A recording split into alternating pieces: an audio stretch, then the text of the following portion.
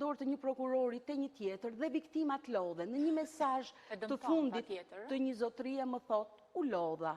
Po e lë këtë gjë. Pavarësisht se amnistit e fundit, veprat penale kundër personalitetit, dignitetit të personit nuk i kanë amnistuar, ato veprat të cilat duhet të shkojnë direkt në gjykatë, kanë vështërsi për palët. Ne kemi ndërhyrë në raste që na paraqiten dhe i ndihmojmë të shkojnë direkt në gjykatë dhe i kemi referuar edhe te ndihma e garantuar nga shteti për të marrë një avokat falas, por nëse vonohen, ata edhe lodhen. Dhe është i vërtet fakti që një proces 7 vite, 8 vite e lodh viktimën, sepse jo që nuk arrin të rikuperohet, por ajo ndihet e përçmuar, e dështuar nga ligji dhe nga sistemi. Dhe jo vetëm kaq, diçka tjetër që është shumë e rëndësishme për të kuptuar seriozitetin e se sa ndihmë duhet të kenë njerëzit që janë lënduar, sidomos ato që janë lënduar nga krime të rënda, mendo pak një nën që mund këtë qenë normalisht e abuzuar fizikisht ose seksualisht,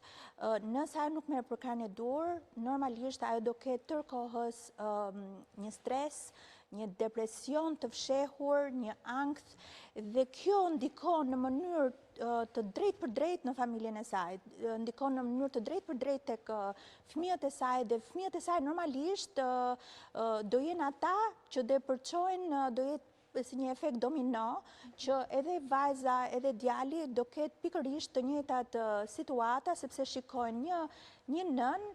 të lodhur, një nën të stresuar, një nën të dëshpëruar,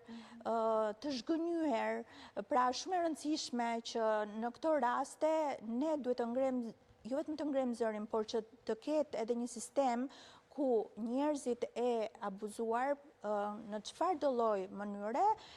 të kenë një përkrahje të vazhdueshme, jo vetëm një përkrahje të momentit, dhe pastaj këta njerëz harohen, por a ka një proces ku këta njerëz që janë të abuzuar në të gjitha nivelet të mund të ndihmohen në një afat të gjatë, në mënyrë që në fund fare të shërohen, sepse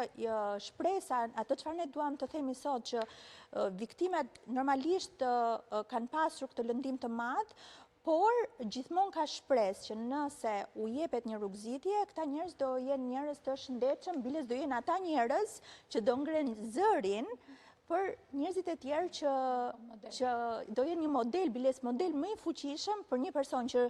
është rrëzuar, edhe se si ka pasur suksesin e madh për